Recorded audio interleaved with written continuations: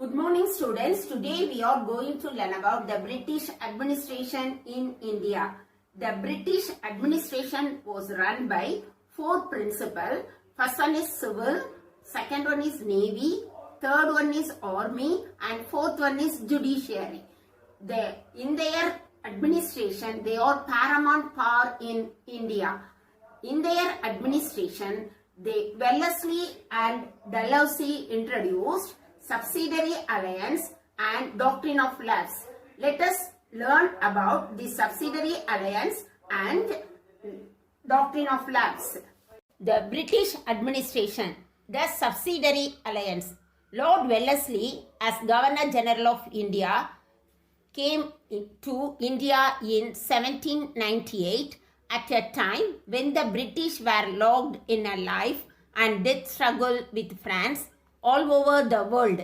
Lord Wellesley decided that the time was ripe for bringing as many Indian states as possible under the British control. Lord Wellesley decided that the time was ripe for bringing as many Indian states as possible under British control.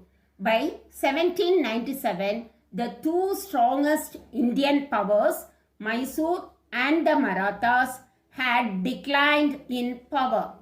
The Third Anglo-Mysore War had reduced Mysore to a mere shadow of its recent greatness, and the Marathas were dissipating their strength in mutual intrigues and wars.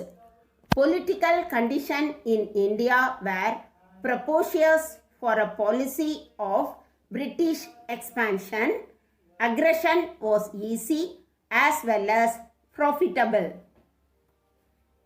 Next, we have to learn about the subsidiary alliance. Lord Wellesley introduced the system of subsidiary alliance.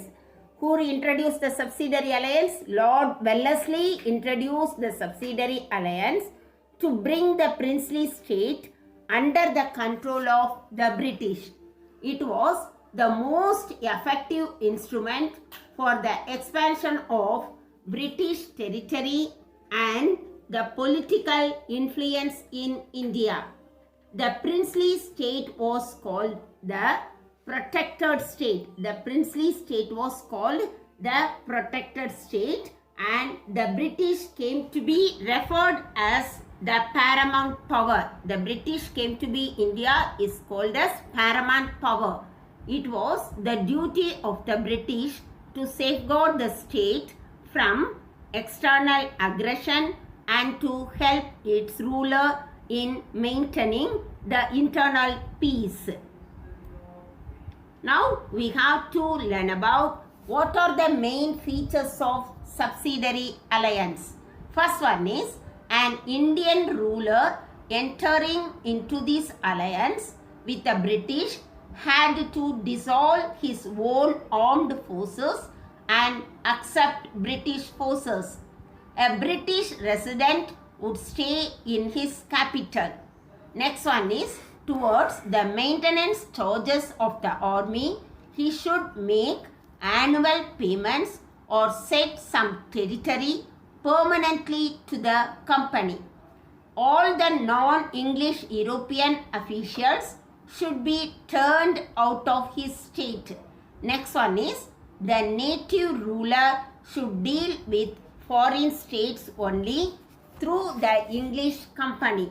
Last one is the British would undertake the defend the state from internal trouble as well as external attack. Merits for the British. The British company maintained a large army at the expense of the Indian rulers. All the Frenchmen in the service of native rulers were dismissed, and the danger of the French revival was completely eliminated. The British company began to control the foreign policy of the princely states. Wellesley's diplomacy made the British the paramount power in India. He transformed the British Empire in India into the British Empire of India. Next we have to learn about what are the defects of the princely states. The subsidiary alliances made the Indian rulers weak, oppressive and irresponsible. Protected by British arms, they neglected their duty towards their subject and exploited them. The first Indian state to accept the subsidiary alliance was Hyderabad in 1798. It was followed by Tanjore in 1799, Awadh in 1801, Peshwa in 1802, Bhonsle in 1803, Gwalior in 1804, Indore in 1817, Jaipur, Udaipur and Jodhpur in 1880. Subjects and even exploited them. Let us see about Lord Dalhousie. Lord Dalhousie came to India as the Governor General in 1848. He was from the beginning determined to extend direct British rule over as large area as possible. Dalhousie had declared that the extinction of all native states of India is just a question of time. The ostensible reason for this policy was his belief the British administration. Let us know about doctrine of lapse. Lord Dalhousie was one of the chief architect of British Empire in India. He was an imperialist. He adopted a new policy known as doctrine of lapse to extend British India. Lord Dalhousie introduced the policy was called as doctrine of lapse. He made use of this precedent and declared in 1848 that if the native rulers adopted children without the prior permission of the company, only the personal properties of the rulers would go to the adopted son and the kingdom would go to the British paramount power. The principle was called the doctrine of lapse. It was bitterly opposed by the Indians and it was root causes of Great Revolt of 1857. By applying doctrine of lapse policy, Dalhousie annexed Satara in 1848, Jaipur and Sambalpur in 1849, Bhagat in 1850, Udaipur in 1852, Jhansi in 1853 and Nagpur in 1857. Factors for the success of the British.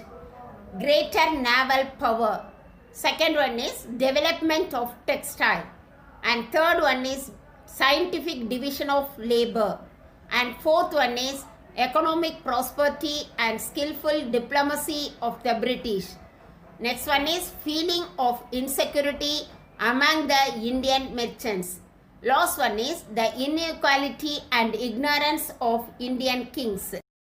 The Battle of Plassey was the foundation of British dominion in India. The company's administration was not for the interest of the people. It was imperialistic, expansionist and exploitative. It brought more Indian territories under British domain through subsidiary alliance and doctrine of lapse.